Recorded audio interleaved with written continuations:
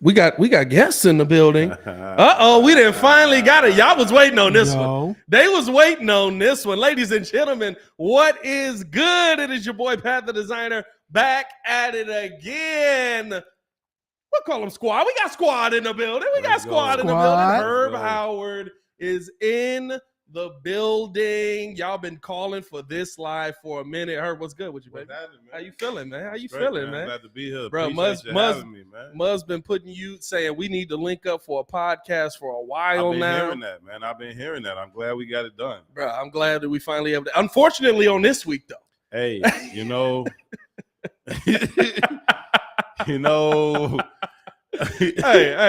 we also dangerous game. We got Ringo in the producer chair, so you already know what it is. Hey, that's dangerous. Taking over for Joe. Nothing back there. Joe will be on your heels. Hey, I'm not a kid. Hey, kid, do be like, hey, what this button do? Hey, man, we got a lot to get into today, man. Unfortunately, we got to turn the page. We have to literally look ahead at what this team is. I mean, we're going into week 2 now. We're preparing for the Tampa Bay Buccaneers. Yeah. A lot of injuries to get into. Well, not a lot, I guess, but just a major one. And there's a question mark on the guy that's supposed to be replacing them today after we got the injury reports. So we'll jump into all that, man. Hit that like button, subscribe to the page. It's the only channel talk Chicago sports, how Chicago talks. So make sure you stay in tune with us, man. Stop playing. Let's jump straight into this, Herb. First off, how you doing, brother? Straight in the perm, man. I'm good, man. I'm, rough couple of days, you know what I'm saying, on the beat. Yeah. But I'm feeling good. Like you say, they got to turn the page, so we might as well do the same. Hey, bro, it's so tough with the Packers behind us, you know what I mean? Right. But it's so tough because it's like we all went into that game. First off, you was fresh to death as always on that mug, man. I seen you walking down the hallway on the closeout vid, basically just like this sucked. It wasn't good, man. It wasn't good. I got to shout out to my stylist Eric Knows, man. He tried to keep me fly on game day, man. I see it, man. But it was. I mean, listen, what we saw versus the Packers was an absolute joke. But like we said, we got to turn the page. Let's start here. How big is this page? Because this is a lot to turn away from. I mean, like, you've seen the tape. I saw the tape yesterday. I left the tape feeling like we were 210% in a worse position than where we started, than where we thought we were starting the season at.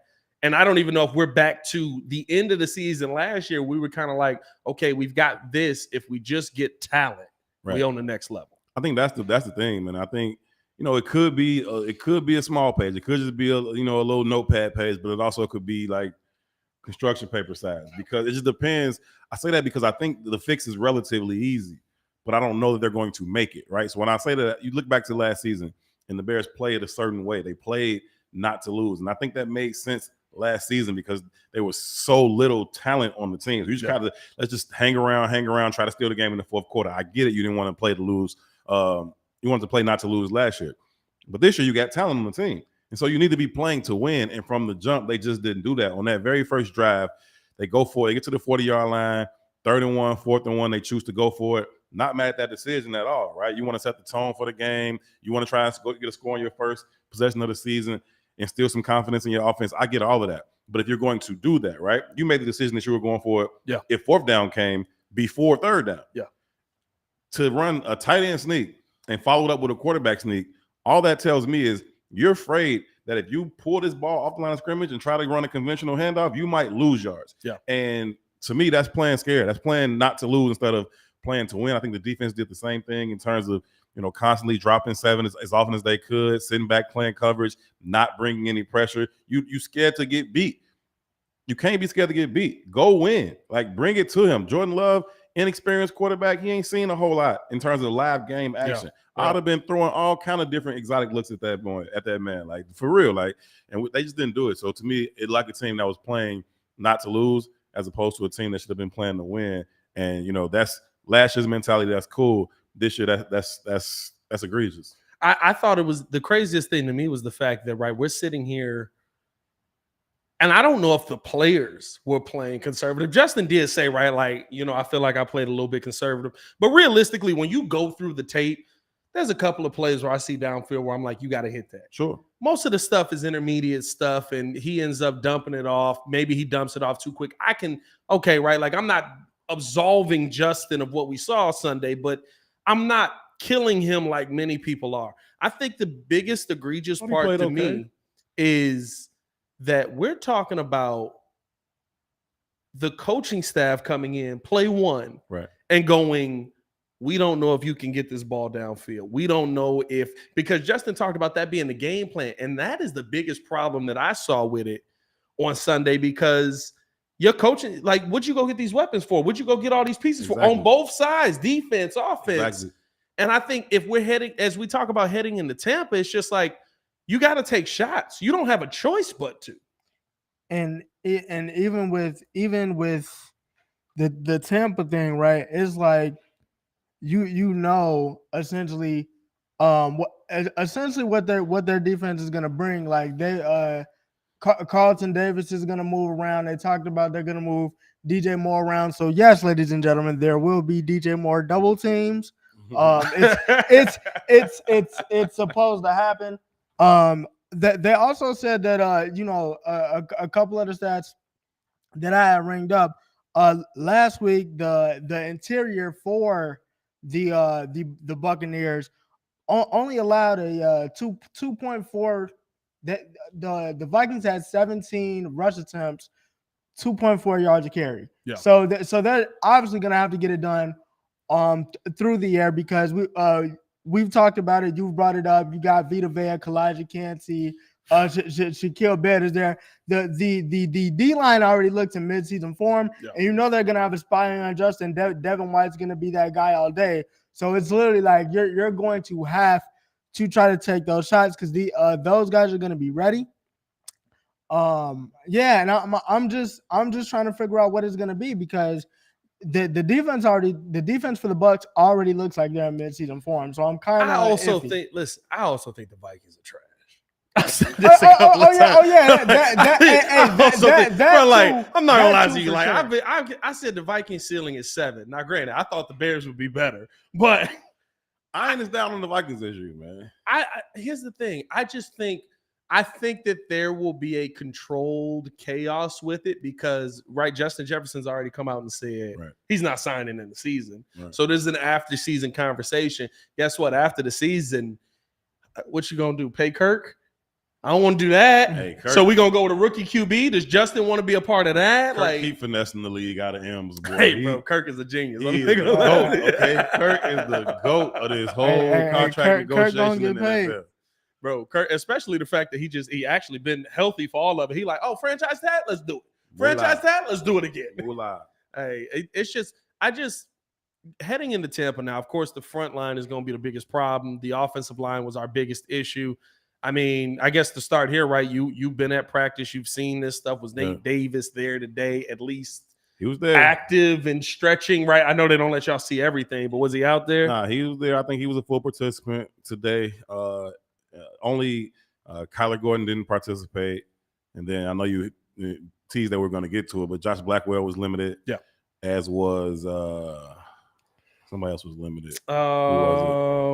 Dylan Cole, right? Yeah, Dylan Cole. Dylan Cole was limited as well. Yeah, I think that's where are you at on preseason?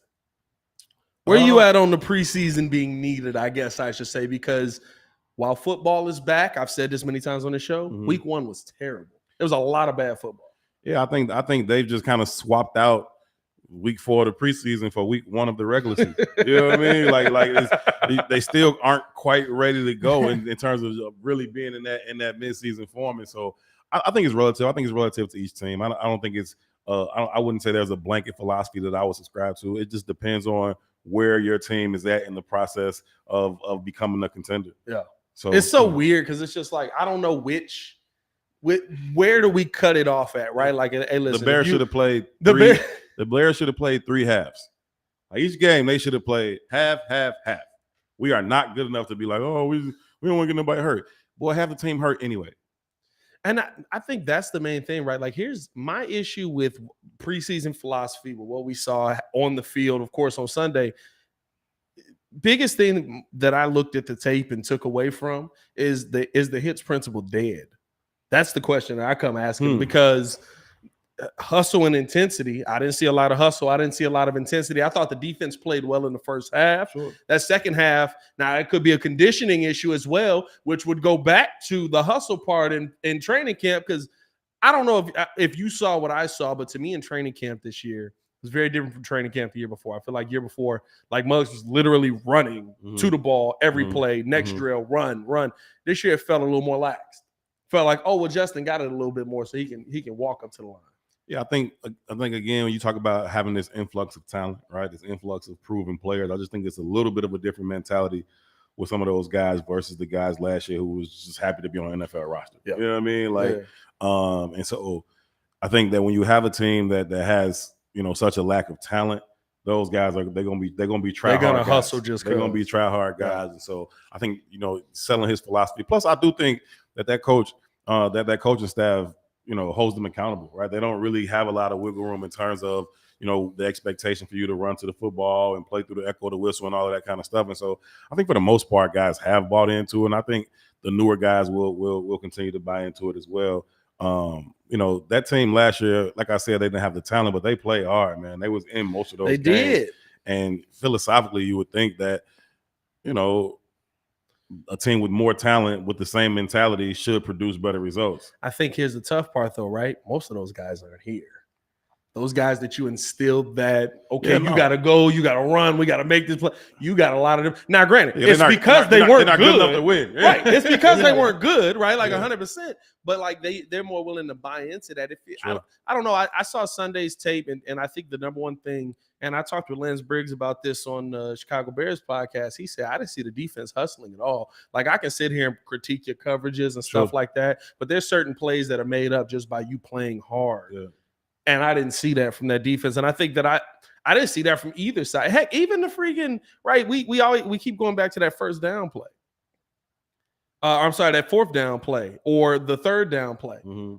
You see like Khalil Herbert come up behind him and give him a little touch push. Like, no, you're supposed to be like, did we not learn from the freaking Get in there. Philadelphia Eagles? So I don't know, man. What's the number one thing heading into next week? Or this week coming, I should say, that you're really looking at as if y'all don't fix this, you're guaranteed to lose? I don't know, man. I put it on the coaching staff, really. You talk about a team coming out flat week one. You've been preparing for this game theoretically all summer. You know what I mean? And to come out flat, but also to just come out. When I was talking about the game plan earlier, I think that the players understand that too. So them not having that juice is like they understood it was a conservative game plan. So you say, did the players play conservatively? Yeah, probably just because the game plan was that way, right? And so you put it in that way, you're coaching it that way. You're like, hey, we want to protect this, we want to protect that, we want to protect this. None of this conversation, none about that game plan said we're gonna kick their ass. None of it. It was all like, don't get ours kicked. You know right. That's what it seemed like to and me. Then you did. And you're going to every time you try to play ball like 100%. That. So it just, you know, you gotta change the mentality in terms of the game plan.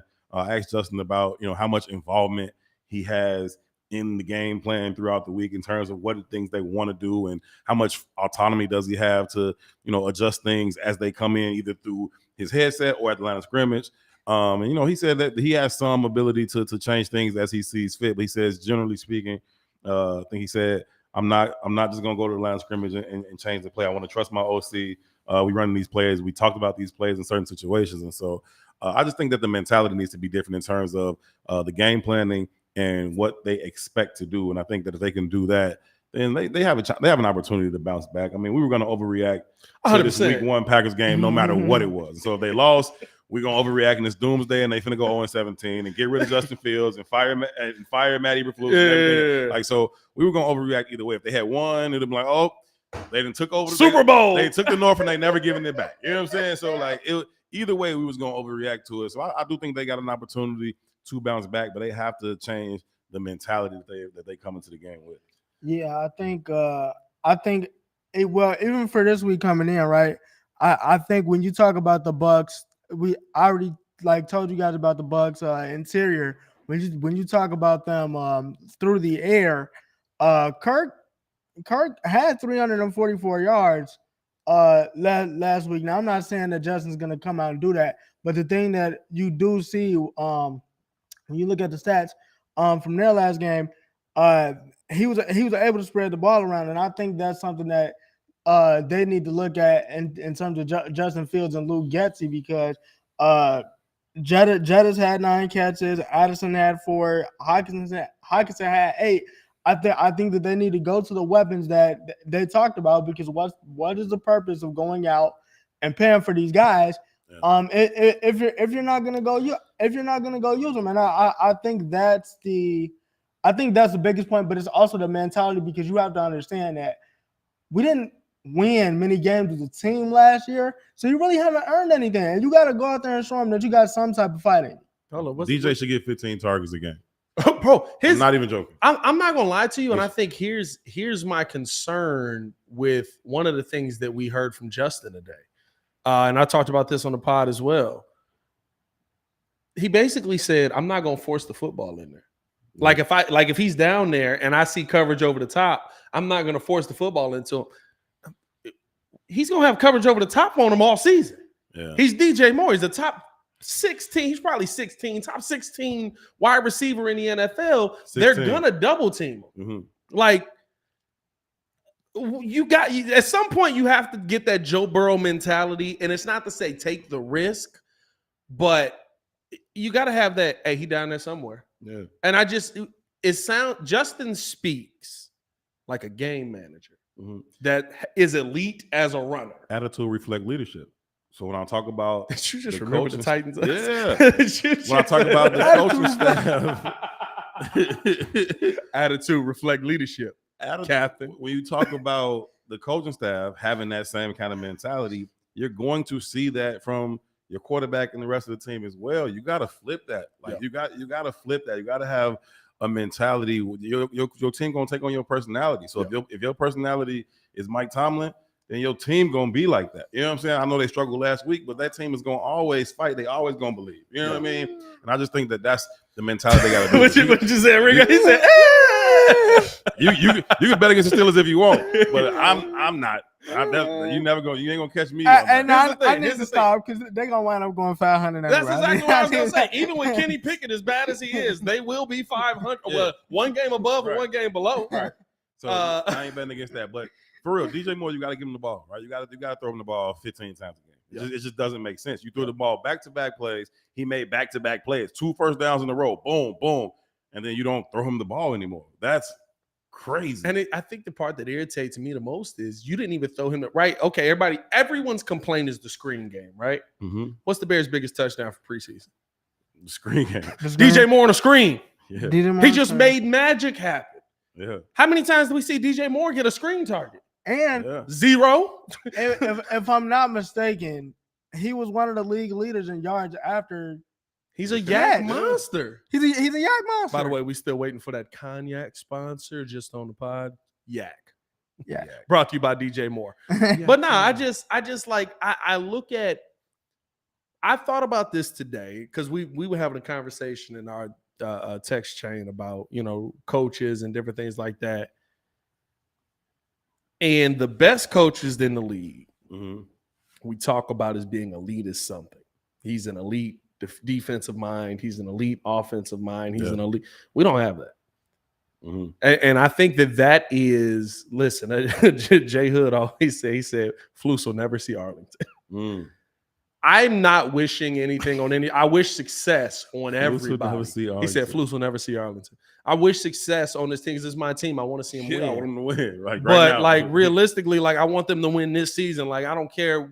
Get us to a point where if you don't see Arlington, I feel good moving forward. But I can't say that Luke Getsy's an elite. Definitely not after this week. But even last year, I can't say that Luke Getsy's an elite play caller. I can say Brian Daboll's an elite play caller because he turned crap into something that made the playoffs. Now, week 1, you're a Giants fan. So week 1. Week 1. Everybody got to see Daniel Jones, wasn't it? But it's like Brian Daboll's still an elite offensive mind. Yeah. Mike McDaniel's elite offensive mind. And I think that, like you said, right, attitude reflects leadership. I don't think we have anything elite in our leadership core, especially Allen Williams. Nah, I think you got a lot of guys that's except for Allen Williams, you got 2 guys that's in their first time in this role, doing the job. Right? Yeah. So Getsy's the first time OC. Flus is the first time head coach. Hightower is a veteran special teams coordinator, and Alan Williams has coordinated defenses before in this league. But I just think that when you talk about having a mentality that is less than let's go dominate, then it's hard to really manufacture that on Sundays. That has to be the mentality. Let's go out here and dominate. And if you're not preaching that, if you're not instilling that in your guys, then the moment things don't go our way, then they start to mount because we start to believe, that thing is happening again. It's 11 losses in a row. Yeah. Right? It's been almost a calendar year since they beat the Patriots. Now, the tough part is I've heard a lot of people say that the 11 losses in a row thing. It is 100% factual. Hell yeah, it's factual. I was there. For everyone. All of them. I walked into that dry locker room every time like, oh, here we go. But 10 of those losses were on purpose. 10 of those losses are, right, the win versus the Patriots, all of a sudden it was like, hey, y'all don't do that no more. So when you talk about it being on purpose, that's a Ryan Poles on purpose. That's a Ryan Poles on purpose. That ain't the 45 dudes on the field on purpose. I get you. But, you know what I'm saying? But the 10 losses before that, the organization basically said, hey, he played pretty good. Let's get him out of here. Mm-hmm. He's okay. Get him out of here. Yeah, right? Like they got all of them mugs out of there.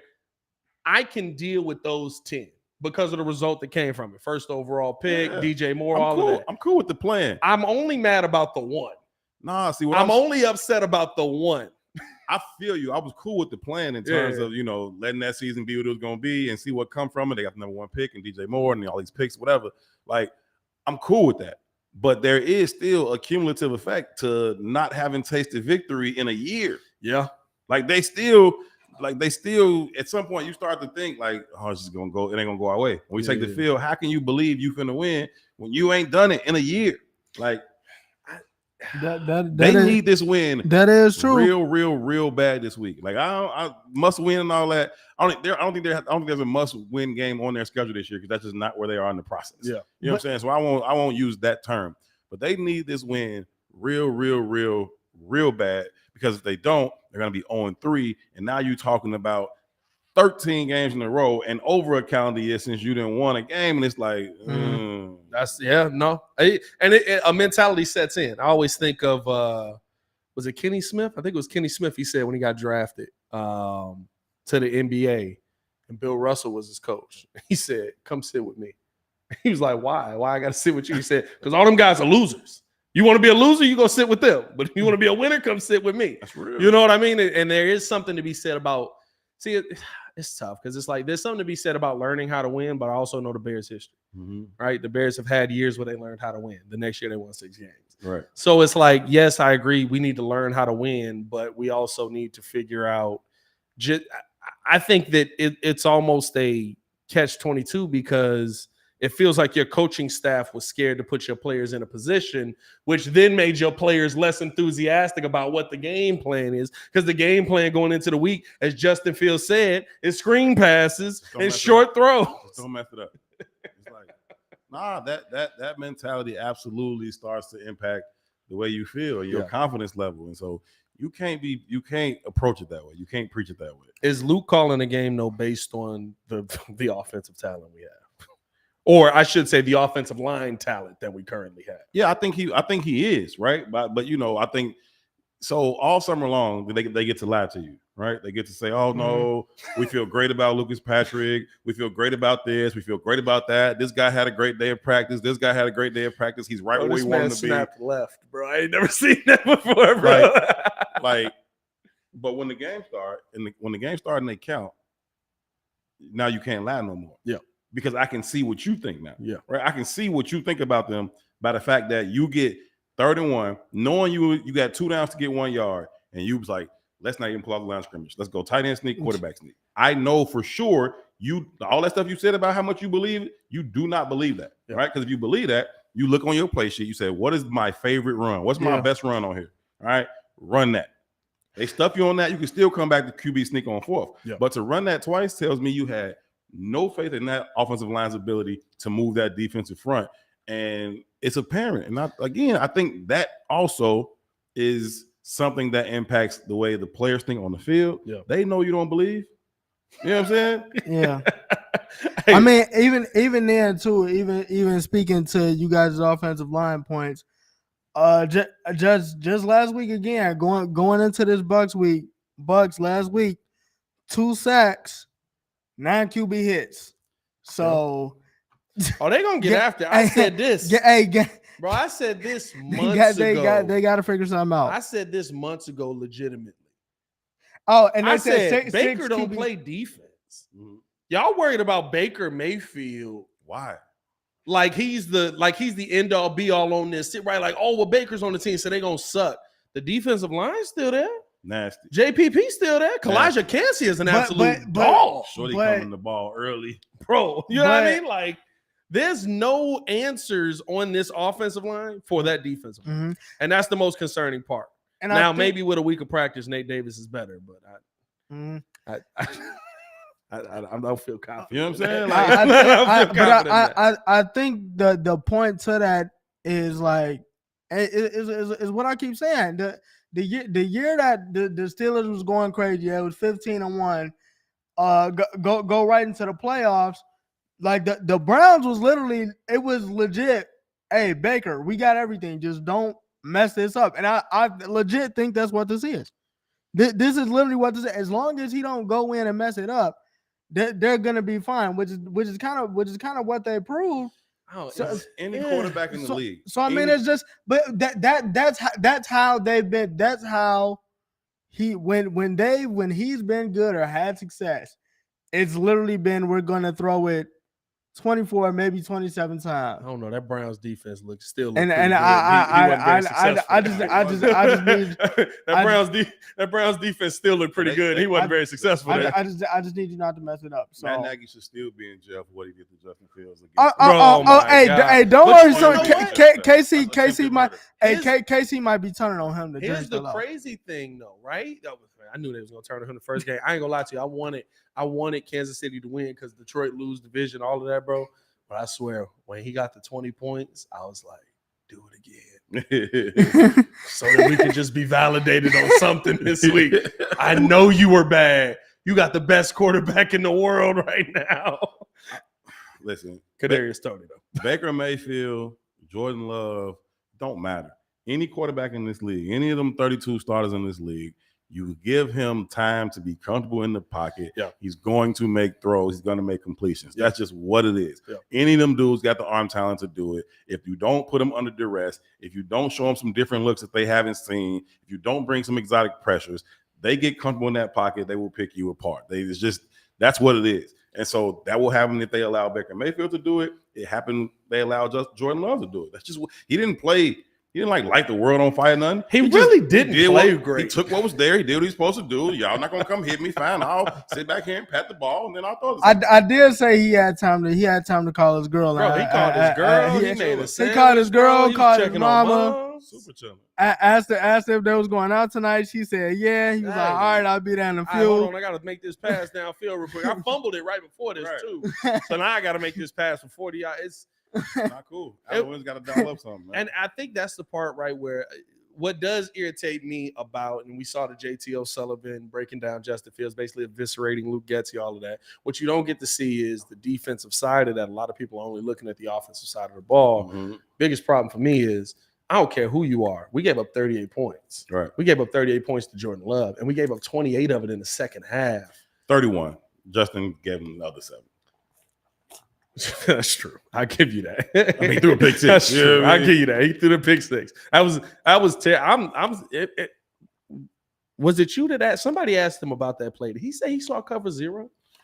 I didn't ask him that. I might have came in late today. I thought he said he saw cover 0 on that. I thought he said covered. No, I think he said I thought it was cover 0, and I'm pretty sure he was talking about that play. And that was the one when I got the tape, I went straight to the pick.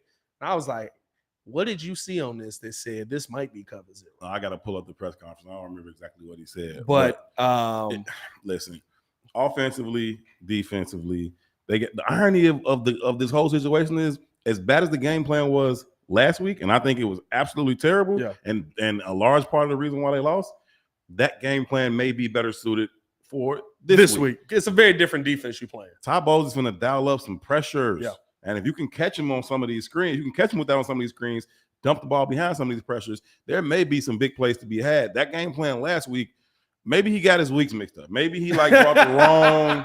Maybe he brought the wrong play. I said he was doing it for last year's Packers team. Like maybe he got it mixed up. Like, oh, I brought the Tampa Bay play card instead of the Green Bay one. Like, I don't know, but that game plan may actually be better suited for this week. Although I don't want to see it again because I was just so frustrated from seeing it last week. Yeah, but just understanding, what Todd Bowles is going to do to you defensively.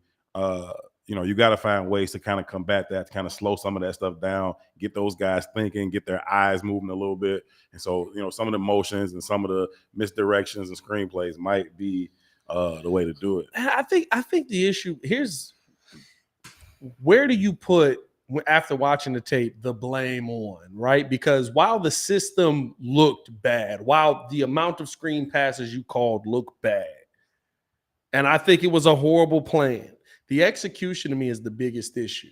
Mm-hmm. And we get to, of course, we got to ask about the Chase Claypool meter here, because the Darnell Mooney screen, when you see the blocking down, would have worked. Yeah. If he makes one block on a dude that is half his size, it literally would have worked. Tried to get Moon decapitated on that. And you know what I mean? Where's the Claypool meter? And do you feel like the effort of players is a reason why we saw what we saw as well?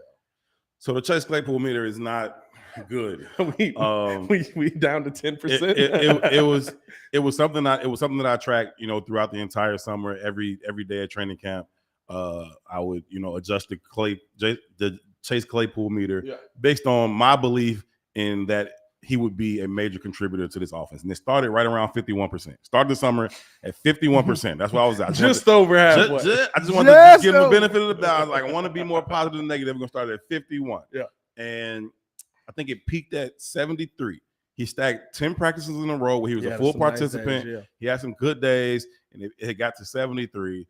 And, he started to feel himself. He had the Bojack fight. He had the Tyreek Stevenson little shouting match. And that's the day he hurt himself. That's the day he pulled the hammy. Right. Yeah. And then he went straight down and we didn't see him. So the Chase Claypool meter just kept dropping. And people were like, yo, you being mean to him or you picking on him. I'm not being mean to him. You just don't want him to do good. Yes, I do. I want him to do real good. This offense needs him to be who they hope he can be. Yeah. But I'm just evaluating what I'm seeing. And so it dropped down to like 60 or something by the time the season started. And I was just leaving it there. It was what I thought coming into the season. But, if y'all want me to keep it going, we keep it going. But after week one, it was already at like 60 coming in. So now it's probably back at 51. Just I want to hope again. Back at 51, even though he almost had money decapitated. Yeah, I mean that's a 9-point drop. That's a 9-point dip.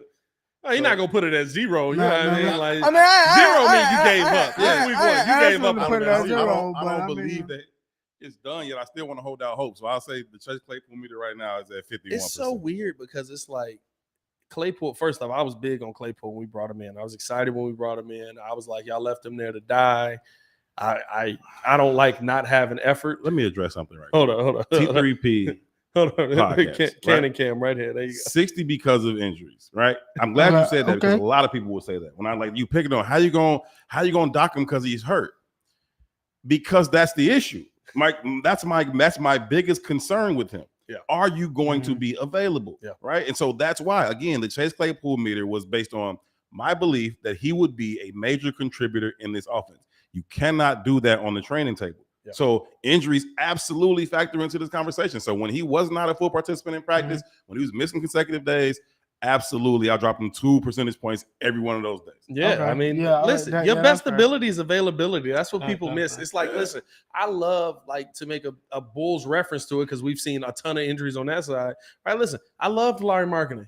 I literally said Larry Markkinen could be one of the most dominant power forwards in the NBA if he can stay healthy. The day I said that, Larry was backing people down, knocking them out the way, turnaround jumper, cashing. He dislocated his shoulder. Yeah. He couldn't stay on the court. Guess what? He killing right now. You want to know why? He played 70 games last year. All-star Markkinen. Hey, to be more specific, just to give a little context, right? Pat would always say, man, he need to drive to the basket. He need to drive to the basket. Why? He need to dunk on somebody. He drove straight to the basket. I think he popped his shoulder. He It was popped his like- it shoulder. was like, all right. I was live Alright. calling it. I said, just go to the bathroom. But I did the same thing with like I loved Chase's attitude, and I think the problem is Chase was the fire.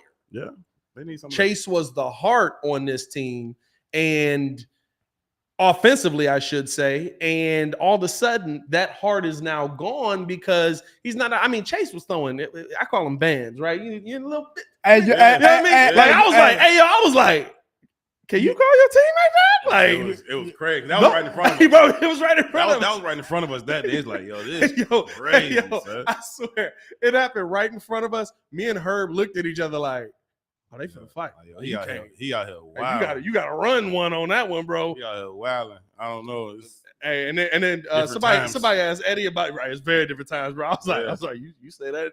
When I grew up, we swinging, bro. But I don't know. Shout out to the super chat from Tana. Tana said Pat made a stream to get Claypool, and Pat's twin brother R. Poles took advice. The following day, Chase is letting us both down. I swear, we traded for him the next day. I said in the clip too. I said DJ Moore's great, but it's unrealistic. Y'all left Chase Claypool in Pittsburgh to die with dead arm Ben. No money Mitch and Kenny throw a pick. no money, man. Hey, listen, I'm right on all three quarterbacks. That's hilarious. I'm right on all three quarterbacks. Right. They all at that point, right? His best season is with Ben. The last year he was good. Yeah. The next season Ben has no arm. Yeah. They bring in Mitch and then Kenny Pickett, and they both were trash, right? No bueno. But I mean, listen, I thought he would come with, and I think he is. The conversation on the immaturity and the issues that you're starting to see those more because we're seeing him more now, where it's like he looked like he was pouting on the field. Mm-hmm. That I can't deal with. Yeah, he's emotionally unstable. I'm serious, bro. I'm calling y'all emotional creatures. Right. Y'all. I ain't gonna say the B word. Yeah, I'm gonna say yeah, unstable creatures. Exactly, yeah. I'm calling y'all emotional creatures. like for real, he's emotionally unstable, and when you are that way, then when things don't go your way, it affects your output. It affects your. Go viral for that, right? Like that. I'm dead. I'm for real, bro. I'm with you. I'm with you.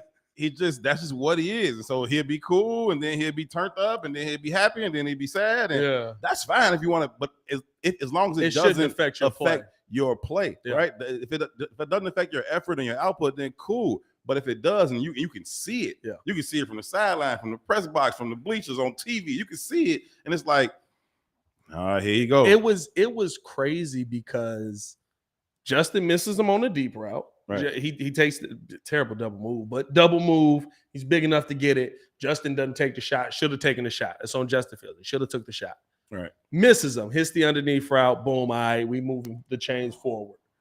But after that was the end of him running hard. Yeah. It was the funniest thing in the world too, because this is when I always say you can tell when people aren't running hard, not by like the screen pass didn't do it for me. When he ran the little slant. Mm-hmm. And Roshan runs over Rudy Ford. Right before that, you just see somebody go flying left. It looked like a video game character. I swear it did. It looked like somebody glitched it in. It was Chase Claypool getting hit and dying. And I was like, oh, he's just out there. He's existing in the offense right now. So, I mean, it's unfortunate, man. Because he could really help this team. He could be a major contributor. So you see him, he looks like a person you want to throw the ball to. Yeah. He's 6'4", he's 230, 235. He still got 4'4", 4'5" speed. Like, bro, you should be a dog. You should be a huge weapon on this offense. Now, whether you get frustrated when it don't come your way, whether it should come your way more or not, you got to stay in it, bro. You got to stay in it. And every wide receiver get frustrated when the ball don't come their way. That's who they are. You know what you do? Hey, Justin, I was open. Justin gonna say, all right, cool. My bad. Let's go. Next go get open again. Right. He got him. He got to hit him with that D-Hop to Kyler Murray. What was you seeing on that? I was up. What did you? Right. Hey, that's one of the greatest clips of all time. What do you see?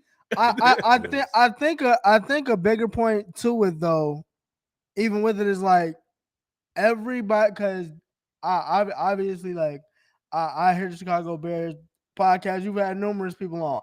They sing Chase Claypool's praises all the time. He's a physical specimen. Nobody can stop him. This, and this. And like, everybody keeps giving him chances, and it's like, yo, when are you going to show up? Yeah. When are you going to show up? That person that you said, okay, died in Pittsburgh, but you had that good season when Ben had that ounce of good arm left. We need that dude to show up. People rarely resurrect themselves post Pittsburgh, and I was talking about it before the show. And anytime the Pittsburgh Steelers cast off young talent, them or the Patriots, it's a huge red flag to me. Yeah, those are two organizations where I don't believe they couldn't unlock something that the Bears can unlock. And so you tried it with N'Keal Harry, you're trying it with Chase Claypool. Those two franchises don't really do that, right? Yeah. Very few examples that you can find from either of them doing that. And so for me, it's just always a big red flag. For Mike Tomlin to be like, listen, I know he's the physical specimen, but I'm sick of it. Hey, listen, Bill did let go of a Super Bowl champion. Who? Tom Brady. No. Well, technically he got a point because he played with the Steelers, and when he got to the Pats, he only played a game. And I said good young talent. Oh, well, that's true. You said young. He said yeah. Good. They don't get rid of them dudes early like that. Like, man, no. They don't hit you a year early. They don't really cast it off. They gave Chase Claypool back for a refund. Like, just give us our second round pick back. We don't even care. Like, whatever. Y'all can take it back. We don't want it. I asked this question yesterday on the pod. If he continues to play like that, not where we at now, but I mean, if we see this again in week 2, what do you do to set the standard of the hits principle? Because he exhibited, like, if there's loafs for anybody that day, he got to have most of them. Nate Davis is right behind. Actually, Nate Davis might be ahead of him. Nate Davis is really, really bad. Managing people is a huge part of being a coach. Yeah. And it's a lot of different individuals. And I know you try to build this, collective philosophy and collective standard, but you still got to do it on an individual level. And my concern with benching him is what we just talked about. He's emotionally unstable, and I fear that if you do that, he's gone forever. Yeah, you got to cut. I fear if you do that, he's lost forever. And so I would like to say, hey, send him a message to the whole locker room, right? You want a receiver that can block. That was the game plan last week. EQ can block. You had him in street clothes, right? I'm confused by that. That's what he does. Was he hurt and we missed it? No, he was a healthy scratch. I was thrown off by this. I'm like, why is he was a healtty scratch. Velus was a healthy scratch. Yeah. And my thing is, both of those dudes for that game plan, what you looking for? Yeah. Right? Get Velus the ball out on the edge in space. Yeah. I get it in terms of him running deep and tracking the ball and routes and all that. I never want to ever see him track a punt again in life. That's crazy. Right, that experiment lasted way too long. He's huff at that, but he's a good kick returner, and he's good if you get the ball to him quick in space. So if that was the game plan, and we're gonna run a lot of screens, then why is the dude probably best suited to do that for you, other than DJ Moore, on the bench? And why was the dude who's probably your best blocking wide receiver on the bench? That don't make sense. You know what I mean? You want to get a look at Tyler Scott? Cool. Later, even for me, even again back to the game plan, like Mercedes Lewis. He's this monster blocker, right? Like that's really what we brought him here to do. Which is wild. That's really what we brought him here to do. We brought him here to be a blocker. We didn't bring him here to run plays. Shout out to Gary in the chat. He said, let's be honest, Darnell Wright is the only lineman with a future on this team. We need to draft 4 more. Braxton is okay as a rotation, but we won't win until we get serious with our front 5. I think Braxton played actually pretty well. I'm not gonna lie to you. Braxton played cool. Braxton was somebody who scared me because he just kept going. I know where my hands need to be in. I just got to get them there, and when I get them there, we'll be good. And, I thought Braxton actually played really well. Yeah, I like Braxton, man. I know he is a big jump from Southern Utah to being a starting left tackle in the league, but he played 17 games for you. He understood his shortcomings. He understood what he needed to get better at. And it's going to take a little bit of time for him to improve some of that stuff. But I think you're okay at left tackle. I think he's athletic enough to do the things that you want him to do. I don't have a real issue with Braxton. I talked to him today about the blitzes that he's about to see on Sunday. And he was like, man, I'm studying the tape and I'm trying to piece it all together because I know they throwing a lot of different looks and exotic blitzes at you. So I think, Braxton going to do what he needs to do to continue to improve. I'm not all that concerned about I think Braxton. Even looking right, like the Packers didn't run a ton of basically any, maybe 2 or 3, right, exotic blitzes. Mm-hmm. And Braxton handled them both well. The problem was Cody Whitehair was fighting for his life out there. Yeah. Trying to stay with It wasn't Van Ness. Who was on the other side? Kenny. No, Kenny was Nah, on the Kenny right. Clark on the other side. I can't even think of who it was. Right. I can't. He ended up getting a sack. So Here who we got go. the sack that day? Here we go. But it's just one of those things where it's like from your center of your line, there's so many questions. Lucas Patrick was horrible, snapping the football and blocking. That's another question mark that I have on Ryan Pohl's resume right now. Like, you signed this dude to be our starting center last year. No bueno. At all, bro. At all. Muy no bueno. I think that listen. I'm starting to be a little bit concerned about the homework, right, that they're doing on some of these signings, because this Nate Davis thing, this experiment is not experimenting right now. Like, it's not. And Vrabel told you, it's not doing what it needs to. You do didn't right call now. his coach at all. Vrabel told you. He was like, "We don't want guys here that don't practice." And it's scary, right? You did all this homework presumably on Jalen Carter, so he took him off your board, right? Because we did our homework, we didn't like what came back. Y'all didn't do no homework on Nate Davis to find out this dude don't really want to play or practice. Yeah. Like, I can deal with Jalen Carter. Jalen Carter's going to be tough because he's going to be good right away. He's a dog. He's a dog. I can deal with that because we all left last season saying the same thing. You got to protect Justin. You have to try and get through. Now, granted, I would have personally took a Broderick Jones. I would like to see. I didn't look at his numbers on Sunday. I don't even know where he at. Where did he end up going? Where did he get drafted to? Rams, maybe? Rams. Broderick? I think Broderick Jones. Though I thought he was in. I was like, that's your left tackle of the future. Move Braxton inside. Make him your left guard. Like, but I don't fault the Bears for taking a defensive or an offensive lineman.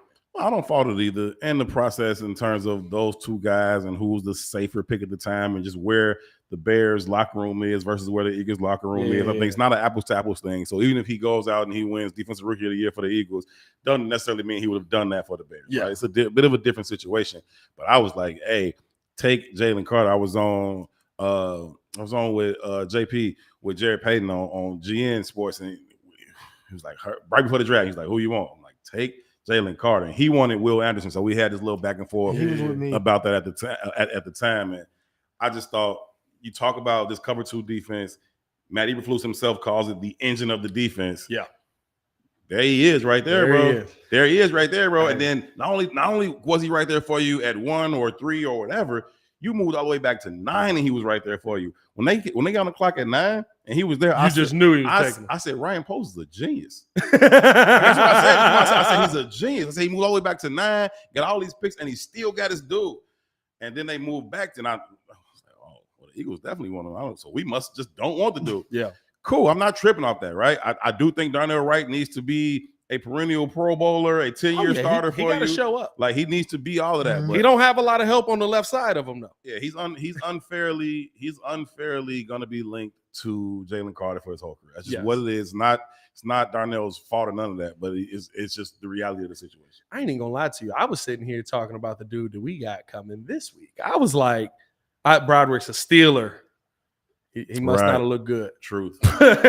Listen, he must not have looked good. Maybe that was a good call. That's why I am the GM. I was like, okay, you don't want Jalen Carter. I get that. Kalijah Kancey might actually be better than Jalen Carter, and you can get him much later in the draft. We could have traded back again and got Kalijah Kancey. Where did he end up going, like 17? I think Kalijah ended up going 17. I thought he was going to fall far enough for us to possibly get him again. I thought he was going to fall back so far that we might have been able to jump up a little bit, like back up under the 27, 28 act. Yeah. I thought he might have been down there. I think he went a little earlier than I thought, but he's impressive, man. I looked at him. I was like, oh, this is a dog. Like, I'll take this. And he no possible homicide. No off the field stuff. None of that. All right, let's do it. You know what I mean? Like, what you were saying, Ringo? Nah. I was saying I was definitely that I knew about Kancey, but I definitely felt like when the Buccaneers drafted him, I'm like, okay, like, you got somebody to go with Vita Vea and Shaquille Barrett. That's nasty. I knew that was gonna be. I knew that was gonna be nice. That was gonna be a problem. That's nasty. That was definitely gonna be a problem. Next I Vita, do got a question, bro, and that's why I'm not gonna lie to you. Like, here's the thing, And I kind of feel about this week how I felt about last week. I literally said last week, I did think the Bears would win in both scenarios, but I said it's going to be close or the Bears are going to be able to like blow the doors off. Mm-hmm. I think the Bears come into this week because they're going. I do believe they're just going to force feed DJ Moore, like you said. I think he's going to have like 17, 18 targets. He should. And he's he's off the bus with 15 every week. You know what I mean? He's off the bus with 15 targets every week. I think he's going to have like, and the Bears are going to be in a position to win because of that.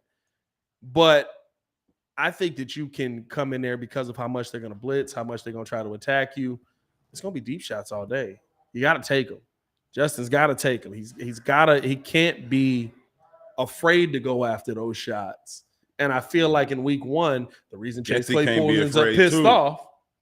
But the deep shot, it was a couple that was there. It's not many. It was a couple that was there. No but doubt. I think maybe this is the other thing too. And maybe this is kind of how we need to look at it. Maybe Justin was like, I thought we'd get a few more of these in. Like I missed those. I can't miss them now because I'm not going to get many more. Hit him. And he throws a good deep ball. He does. That's what's crazy. Like he throws a good. He throws a nice It's deep very ball. catchable. It drops down in the bucket. Like it's what you want on the deep ball. So let's just run some more of those, right? He's got to understand though, against this team, to hit the deep ball, you're gonna have to take that hit, bro.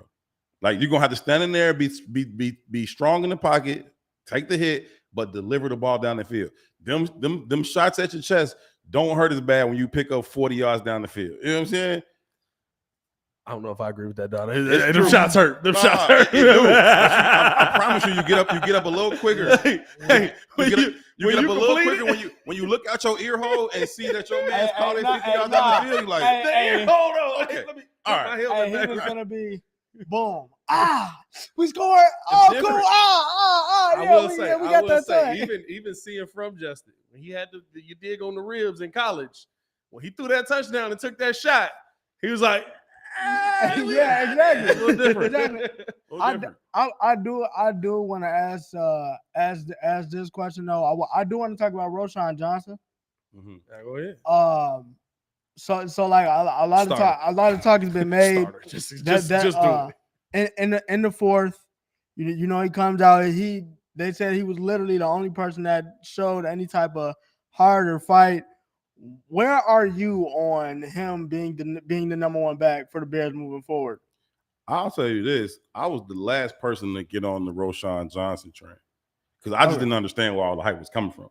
It was weird to me, all this hype around this 4th round pick that was the backup in college, and he's a great person, a great leader, and the lunch lady likes him, and the training staff likes him. It was getting weird. It was getting weird. He threw away the coffee cups in the meeting room, like.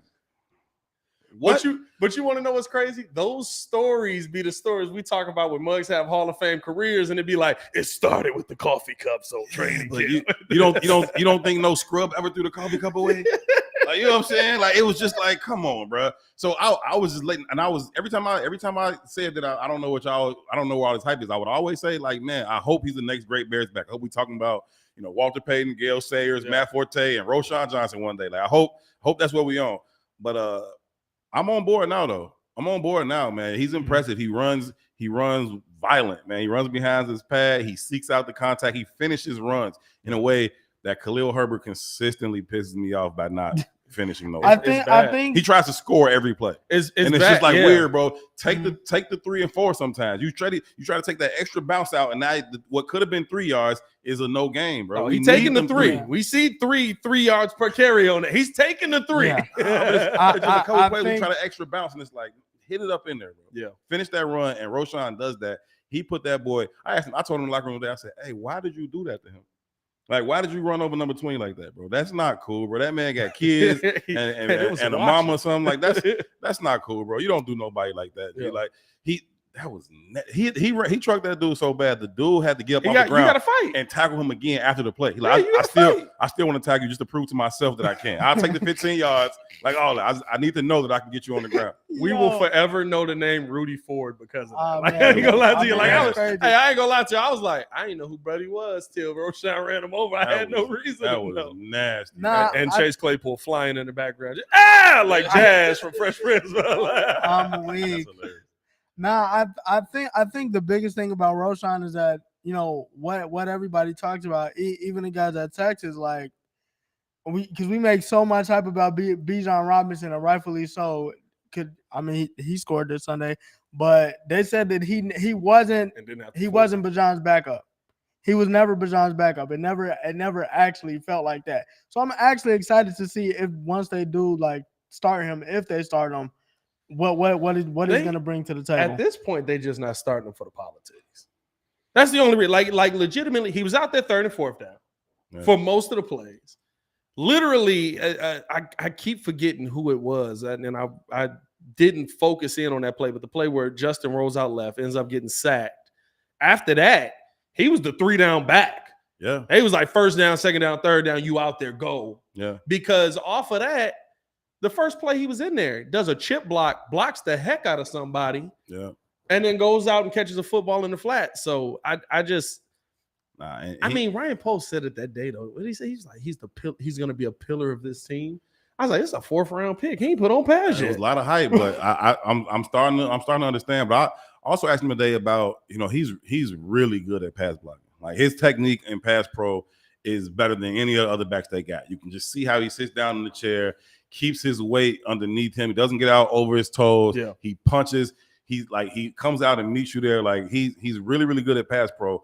And Justin's going to need somebody to have his back on Sunday out there. Somebody's going to willing to step in front of them linebackers, can scan the field, can get across the formation, pick up some of those nickel blitzes or whatever it's going to be, because Todd Post going to bring them all from everywhere. So you need a back in there that's willing and able to stand in there and pass pro, and he does it at a very high level. Bro, I swear the craziest thing was when I was looking at the tape, I watched him just maul people on kick returns. Yeah. I was like, dog, like, he under the bro, web. he blocked somebody. The only way I can describe it, tough with everything going on with Michael Orr now, but I always call it the blind side block because man, what we know about that movie now, bro, it's crazy. But it was a block of like, where were you taking him? Yeah, like he blocked home. Like I'm telling you, he needed to go to the bus. Like he blocked somebody all the way.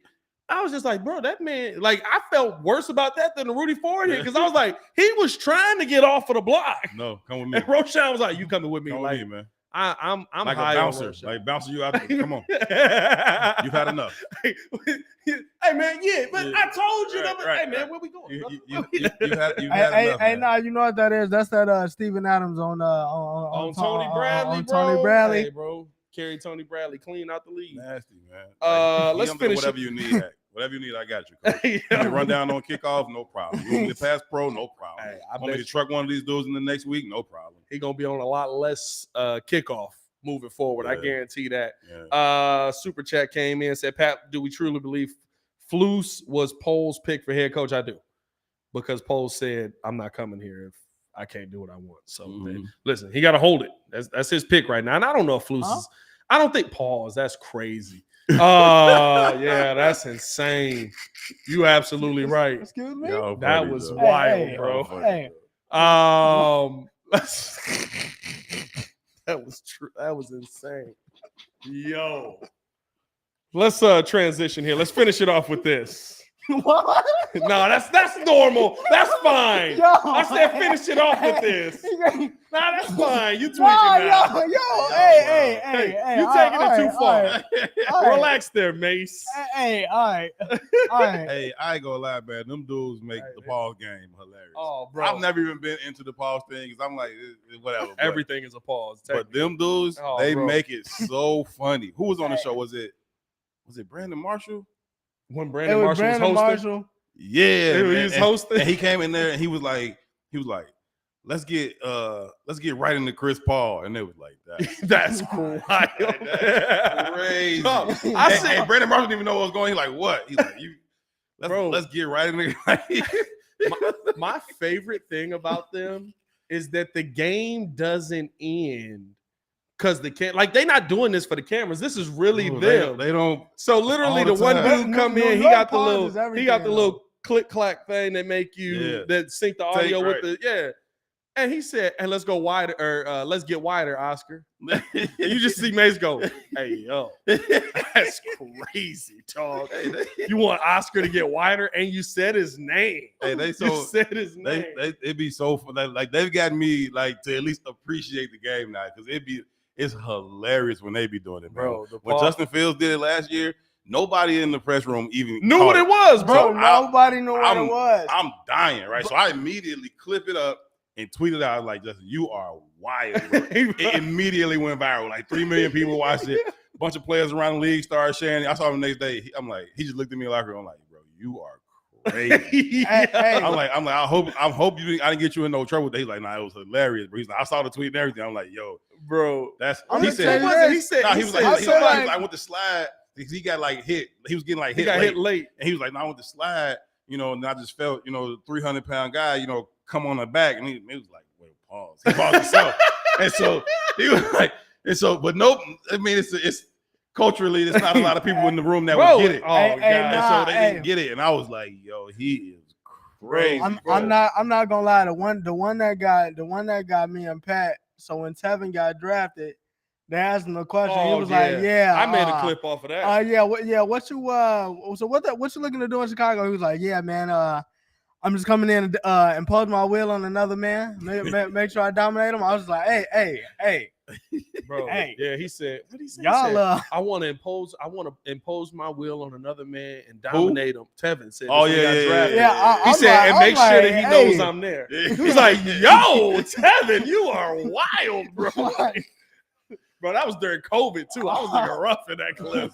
That's throwback, bro. I'm like, That's yo, hilarious, man. That's Hey hilarious. man, that was. It's so much stuff in there that, like, I will say this about the press room too, being in there, and it's no disrespect to anybody in there. It's because y'all are not of the culture of our culture. Yeah, how would they know? They would have no idea. Bro, I give Courtney even credit the for do-rag thing, though. that's what I was Yeah, gonna point out. The do-rag When he thing brought was out crazy. the do rag, and then he was like, but I told her, I was like, you taking it too far. Yeah, I'm like, When you he doing got too to like much, the bro. pad, you That's what- dig? I'm like, you doing I was like, too they much, bro. spin it, bro, but you could just put your do rag on tonight and call it a day. You doing too much, and people start like TikToking that is like, you doing too much, you doing too much, you doing too much. I'm like, you are doing too much, bro. Right, Knock bro. it off. Hey, let's change gears. Is that a better way to say it? There You we go. bastard. Definitely. Tariq Cohen is back in the NFL. Somebody picked them up. Tariq Cohen has been signed by the Panthers. I did not know that. Good. Tariq Cohen is back. I love to see it. I'm not Good. gonna lie to you. He also dealt with the Achilles injury, and I was watching his live while he Yeah. worked out and popped it, and I was the saddest person in the world. It wasn't cool. He just came back from that long knee. Bro, I was crushed. Yeah, that's unfortunate, man. I hope he can be some semblance of the dynamic playmaker that he was. Not right now, because I need him to go 0-17. I was gonna But, say, now you here's know. the question. How successful do we want Tariq to be in this mug? Because realistically, not only do we need them to lose as much as possible, and they look like they're willing to oblige with that. They look real bad. But they play us. Yeah, no. And you know that's a game that Tariq already got circled. Yeah, he come to Soldier Field. Did you hear the last you did? Nah. Tariq said, they cut me right after I bought a house. Hey, listen, Tariq don't need to trip about that. He did well. Like I mean, he just got really lucky and really smart. Some combination thereof. He signed that extension right before his injury. Yep. And it was like, whoo, I'm glad you got some money, bro. Yeah. I'm glad you got some guaranteed money, because 2 weeks later, you would have just been You'd have been done. done for without the bread. So I was glad he had got the guaranteed money right before that happened. He had Ryan Pace was giving it to everybody pretty much. Yeah. We're not gonna pause that. Just Bro, crazy. like, yo, Yo. I'm saying. All right, I gotta get up out of here, bro. Hey, yo. Yo, I'm having a tough end to the What is episode. happening? That could have been women, though. That could have been good. You were on talking that. about Tariq Cohen. I was. Hey. I'm gonna get up out It's of a here, fun man. game, Hey, man. we appreciate y'all It's a for fun tuning. game. Hey, I love it, bro. This is the tough part, right? I just be like, I gotta roll through them because, like, All you can do is go. in 'cause sports, you just that's talk. all, bro. In sports, there's nothing, bro. We started playing the PGA game. Yeah. It's nonstop pause. Oh, it's nothing. You it's can't, bro. It's like a how lot of balls in the how hole. big a club you want to use on this? one? What? How many strokes you down? What, bro? Like, we started playing that, and I was like, we gotta go. Pat like a fun size. I see. What are you talking about? This? Hey. Talk about Tariq. Oh, Talk about God. giving it to Tariq. Oh, God. Oh, okay. Hey man, before we get up out of here, y'all drop any questions y'all got for Herb, man. Yeah, for I sure. I would give love to y'all run through a 5-10 minutes to throw some questions in there. Mike Davidson said there's no stopping pause, Pat. Once it's gone, it's gone. Hey man, I used to always be so anti-pause, but I like for real. And the pause game The be Is What It Is bro. show made it funny to me. I can't lie, bro. like, The pause game be hilarious. It's But it's funny. I think what makes them so funny is that like New York literally pauses everything. Everything, bro. Yeah. Dame Dash and them was doing that like late 90s, early 2000s. They was pausing stuff. Jay-Z paused a couple things on like in a verse or two. I'm like, Yeah. I didn't even know what they was on back then. Hey, Steve-O said you got to be here for the Raptors game when we live call Bulls Raptors. I'm definitely calling that one. Did that. I couldn't. Because the Raptors drafted Grady Dick. Bro. Hey, yeah, nah. Who was it? They the Is What It Is. They did that too. Because somebody Fat Joe. They made so much fun of it. Fat Joe. He said, "I love Dick from Kansas." I was like, yo, there's so many different ways. Hall of Fame pause. That's Hall of Fame pause. Hall of Fame pause. I'm sitting there calling the game. I'm like, yo, I can see why this game would be different. Bro, it's gonna be hilarious, bro. I was just praying to God that we didn't sign Christian Wood because I was like, Wood blocks Dick. Like, nah, bro, that's crazy. I'm like, yo. OG Mr. Clutch says, with Fields admitting he wishes he was more aggressive on some of his the question's coming in. Hold up.